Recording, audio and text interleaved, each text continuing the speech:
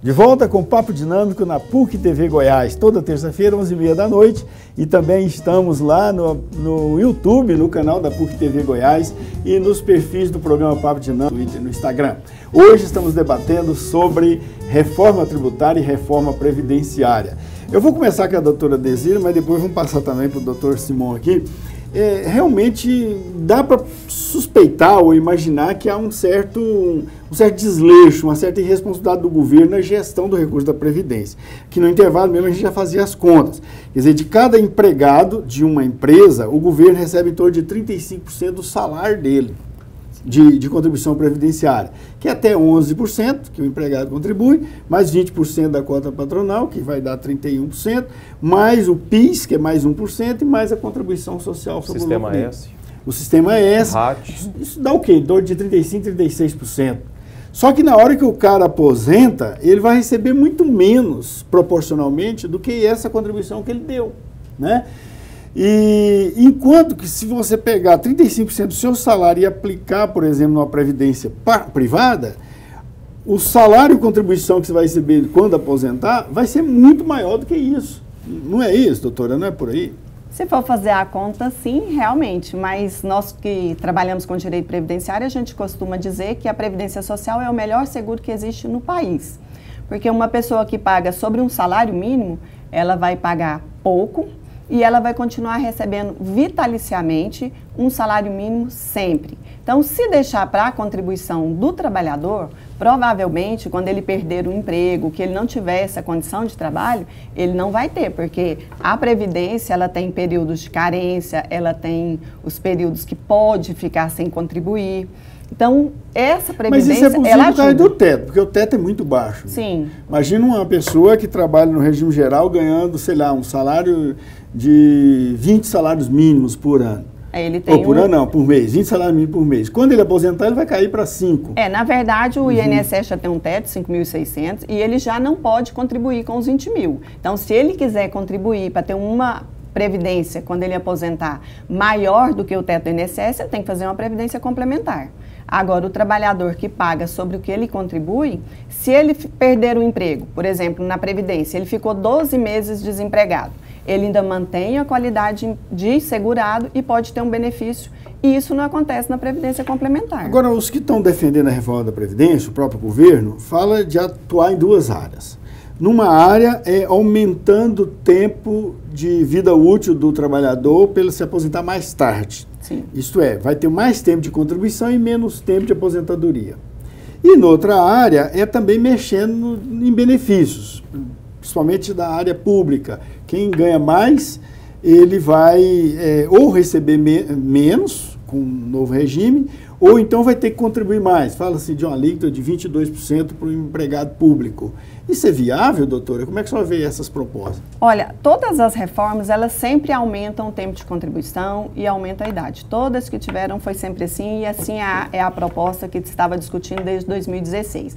O servidor público, ele também já teve uma mudança, porque ele hoje não recebe mais na integralidade. Desde 2013, os funcionários servidores públicos, se eles quiserem receber tal qual recebem no dia a dia, eles têm que fazer previdência complementar.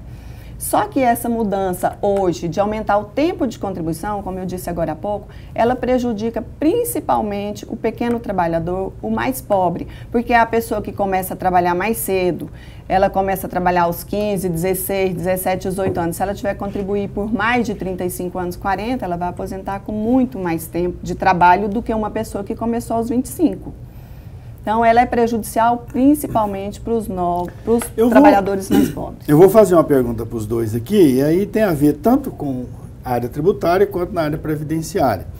A gente vê que os governos, de um modo geral, não só o governo federal, mas todos os governos, federal, estadual, Distrito Federal, estão com muita dificuldade de pagar suas contas. Parece que as contas não estão fechando, chama de crise fiscal, né? Muitos municípios também estão nessa situação. Então eu pergunto o seguinte, se não houver reforma previdenciária ou tributária, nós vamos ter um colapso? O governo, como é que os governos vão sobreviver com essa situação fiscal que nós vivemos nesse momento? Professor, eu diria, A reforma tributária é importante, a previdenciária pode ser que seja importante, mas eu acho que tem que ter, sobretudo, uma reforma na concepção de Estado. Então, não há contribuição no mundo que vai conseguir saciar o tamanho do Estado, e eu digo tamanho não porque eu estou defendendo um Estado mínimo, um Estado liberal, mas é um Estado que trata o dinheiro público como se não houvesse amanhã. A gente eu estou na iniciativa privada, a doutora Delzira também, o senhor também, a gente nota que as carreiras, né, no Estado, os funcionários públicos, uma escalada de aumento de remuneração sem fim. Por exemplo, o Poder Judiciário aqui em Goiás, há poucos meses atrás, e nos parece que está voltando essa discussão, queria uma licença-prêmio para eles mesmos pedindo e encaminhando um projeto de lei para a Assembleia Legislativa, para pagar retroativo a 98. 20 anos. 20 anos, um custo de 200 milhões. Qualquer carreira hoje, você passa num concurso público ganhando 5 mil reais, daqui um pouco está ganhando 30. Isso é comum aqui no Estado. Então, e isso gera um problema muito grave, que é o seguinte: nós temos uma relação hoje hostil entre o Estado e os empreendedores. Em qual sentido? Enxergando todos eles como sonegadores e fazendo uma interpretação da legislação tributária a mais dura e muitas vezes de forma até ilegal, e cobrando o que pode e o que não pode cobrar do contribuinte. E qual que é o problema? Quem está autuando está pensando na crise fiscal do Estado, que se não arrecadar não vai conseguir pagar a folha. E quem está julgando, eventualmente, também. Então, isso tem que ser discutido. Então, há um problema de fundo aí, que é uma relação entre sociedade e Estado. O Estado está muito draconiano em relação ao mercado, né? Enquanto não fizer essa reflexão, não há nada no mundo que dê conta. Não é o leão, é o Drácula. É o Drácula. Não importa a quantidade de arrecadação, sempre vai ter problema e sempre vai ter... Sempre. Aumentando as despesas. E quanto mais o Estado arrecada, se arrecada de forma desproporcional, ele acaba asfixiando o mercado também, né? E aí prejudica o próprio Estado também. Exatamente. O próprio Estado não tem como concorrer. Por exemplo, nós somos advogados, né? Se a gente pensar a remuneração que é paga no serviço público para os mesmos profissionais do direito, e você pensa aqueles que estão trabalhando nos escritórios, aqueles que estão começando na advocacia, não dá para comparar. Então todo mundo vai querer concurso público, isso não é sustentável. Então tem que mudar essa relação, e quem está no serviço público é por vocação e não essa escalada por esse tanto de benefício. Ok, a senhora vê assim também, doutora Delcira? Tem alguma reflexão sobre a necessidade do governo fazer algum ajuste na legislação para melhorar suas contas? Vejo, como o doutor Simão disse, precisa sim, não importa a quantidade de arrecadação que nós tenhamos, sempre vamos ter aí despesas extras, extraordinárias. O nosso governo, tanto federal, estadual ou municipal, não consegue gerir as despesas e receitas, e precisamos sim mudar a legislação. Ok, mudar a legislação e também mudar a atitude, a postura. Reforma cultural. Reforma cultural. Gente, eu não sei não, mas acho que acabou o programa. Não sei, me parece que esse era o último bloco.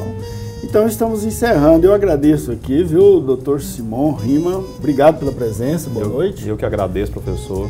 Doutora Delzira Santos, obrigado pela presença, boa noite. Obrigada, eu que agradeço, professor. E para você que nos acompanhou, um grande abraço para você, muito boa noite e continue nos assistindo.